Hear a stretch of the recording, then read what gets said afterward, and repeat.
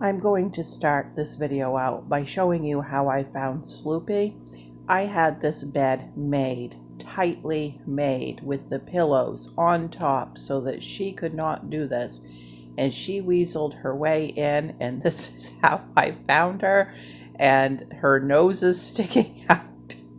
It made me laugh. It's just totally ridiculous. She is ridiculous. Hi everyone, welcome to A Godly Home. So today I am continuing with getting the stuff started that needs to be started for my garden, and I am working on peppers. So I have these right here, Pepper Hot Dragon Cayenne Pepper. It's an F1 hybrid, easy to grow. My son bought these for me last year, and I had great luck. They were super easy to grow. They were ready in 75 days, which is great for our Maine weather. And I didn't even get to start these in the greenhouse last year. I started them just in a bucket, and I still got peppers out of them. You know, I started them in a bucket in June and still got peppers out of them. So I'm excited to do these, and I'm going to do 4 of these. And where they're in F1, I can seed save from them. And that makes it awesome. I can seed save just 1 year. Let me be clear about that. And then I'm going to be planting some assorted bell peppers from Misfits Market peppers that I ate over the winter. I just saved every seed from every pepper we ate, every color of the rainbow. And I'm planting 6 of those. And then last fall, when I was doing my pickling and stuff, I ordered this package of assorted hot peppers from Misfits. It was all different kinds, and they were organic. So I went ahead and saved the seed from those. And I'm going to be planting 4 of those. Now, if you've been following my channel for a while, you know that I have a big Bertha green pepper plant, and it usually grows back on its own every year. And I would also saved the Dragon Cayenne plant from last year, wondering if it would do the same. The update at this point is neither one of those are growing back, at least at this point. Now, this year, at Thanksgiving, I had both of those plants indoors on the living room table, and they were producing peppers still in abundance. And we needed to take that table out of the living room by the big windows and move it into the kitchen for Thanksgiving dinner to have extra table space. And we just put them down on the floor, and they weren't getting any light, and moved the table. And then we left the table into the kitchen through all of December because of Christmas crafting and projects and wrapping and stuff like that. And I've never done that before. They've always stayed on that table in the window through the winter. So I'm wondering if that's the deal. If maybe my big Bertha pepper will not regrow this year because maybe it went from an extreme of producing peppers to being put where there was no sunlight at all. So I'll keep you posted on that.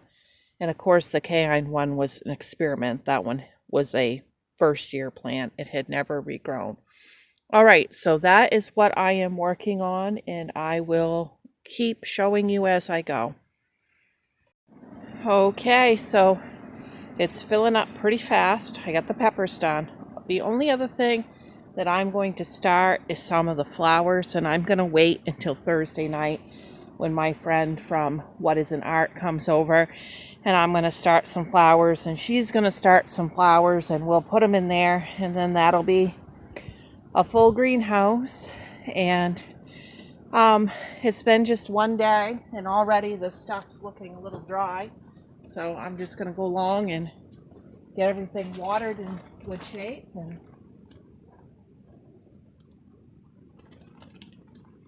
And I do have another growing project I'm going to be starting inside. and I'll take you along for that. So I've moved inside and I'm going to be doing a little project to grow these microgreen seeds that I got from Dollar Tree, the mild mix and the hot mix. And if you guys watch Nessa's Nook, she has been growing sprouts in these stainless steel tiered trays that you can get on Amazon. And her and I had watched somebody on YouTube use those. She had sent me the link, and they just look so neat. And then Nessa got one, and I was watching her with it, and my initial reaction was, I'm buying one of those immediately. But then I thought, after I seen her do it, I thought, wait a minute, that is more sprouts than I can eat, and they grow in 5 days. So that's problem one.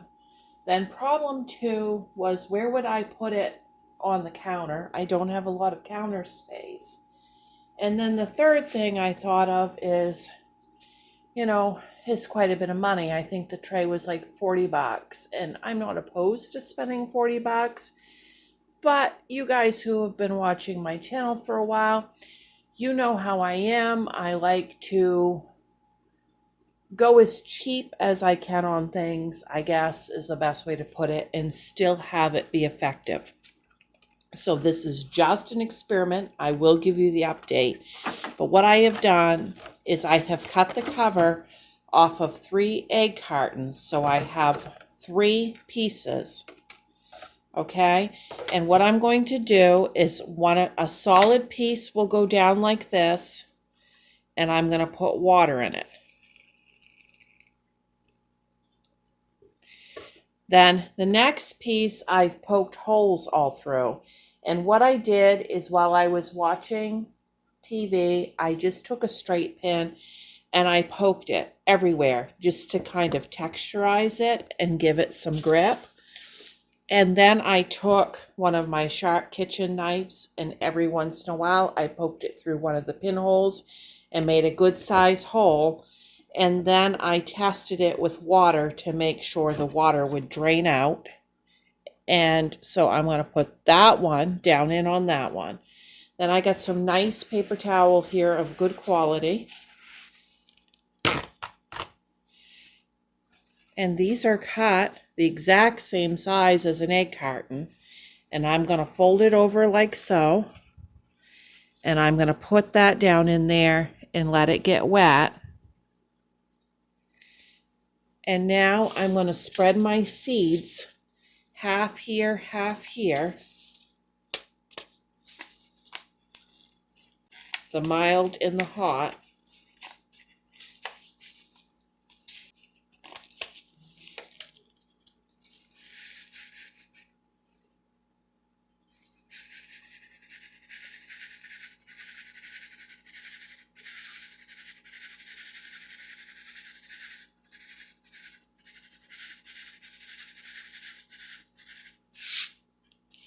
Okay. That's the mild. That takes 5 days, and the hot takes 10 days.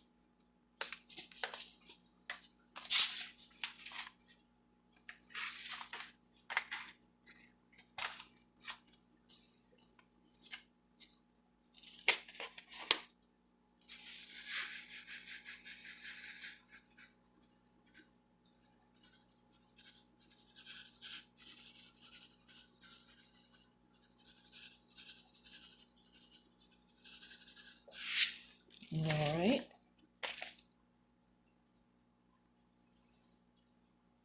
Now, I'm sure you guessed it, but then my third tray will just set on top like this, and this will fit right on my kitchen windowsill. And I'm going to try to grow it full sun on the south side of the house, and I'll keep you posted.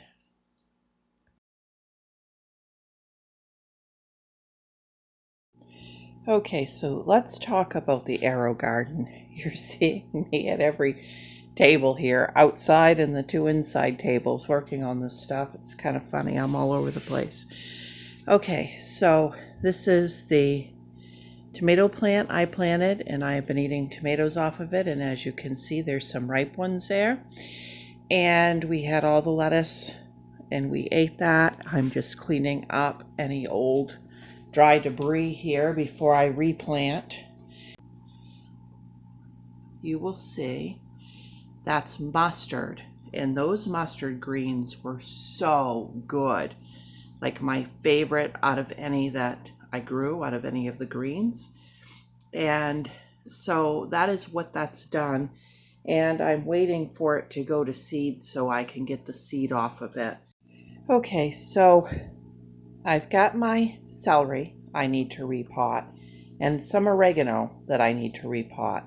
Now, my lavender did not make it. What ended up happening with my lavender is all of the lettuce grew over there because I let it get big to get the most lettuce and just choked it right out.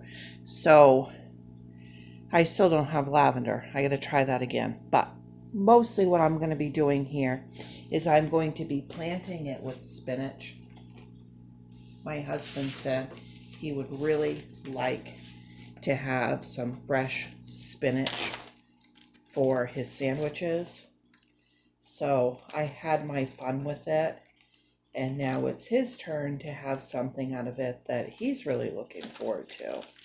So let's see. This is the kind of spinach, Galilee spinach, and I will be planting that in there. So I've never done this before, trying to transplant from an AeroGarden.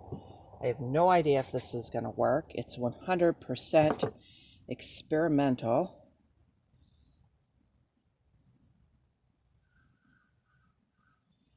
And you know, I don't think I can remove that from the sponge. I'm going to plant that right with the sponge. I'm having a hard enough time. I don't know if you can see what I'm doing. I'm having a hard enough time just to get that little sponge out of the cup without damaging the roots.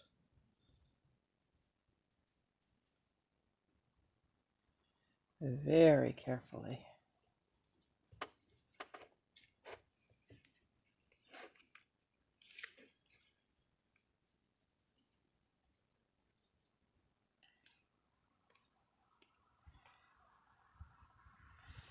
Okay, now I'm going to wind the dirt to it.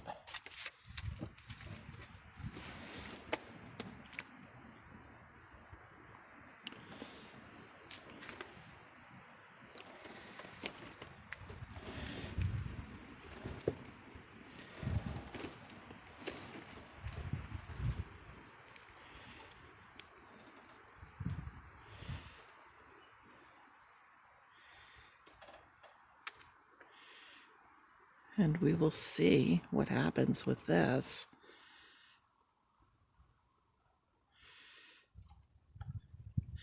I'm not going to leave this outside during the day.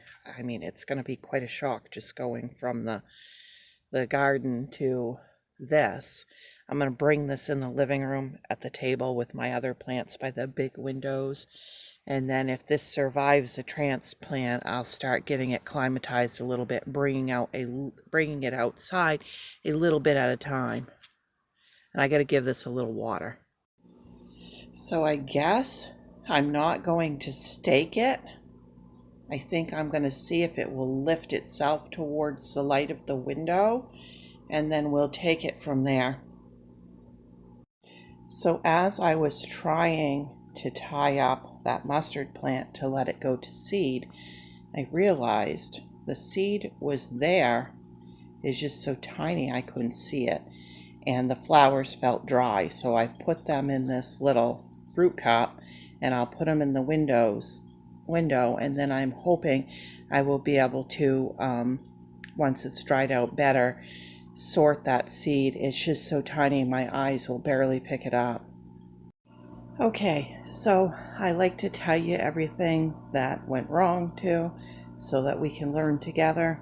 And I noticed that my tomato plant had a few brown spots on it. And I'm like, what's going on with that? And then I noticed that really the AeroGarden had way more water in there than it should have had, because usually I have low water every day. And I was like, I don't understand what's going on. I've been giving it its nutrients and water. We had a power bump the other day, and I have to manually hit the power button again after the power bump. And I was busy, and it never occurred to me. So this has gone probably a week without the grow lights. So yeah, I'm glad that that tomato plant is about at the end of producing, but I need to do better about that. And that's what's going on. I got the spinach planted, and I did lavender in the front too. And I don't think that apple seed that I was using is any good for some reason. I have tried it every way to grow and I can't. So I saved some different apple seed, and I'm trying that in that front hole. Another thing that I learned with the lavender getting smothered out is that if you plan on transplanting it, keep it to the front. That way you can keep it away from the other plants easier and tend to it better, because I had it in the back, and that's a fish aquarium. So there's not much I could do there, and I didn't want to be lugging this around when it was full of water. So it just kind of got, choked right out. I couldn't really manage it. So there's something else I've learned. But all in all, we are so happy with the little AeroGarden. We plan on getting another one next winter. Okay, I think that is all I am putting in this video. Don't forget to like and subscribe if you are enjoying the nostalgic meals videos going on over at Nessa's Nook, that collaboration. I will have another one of those coming out this week. That will probably be the next video that you see. Okay, guys, bye.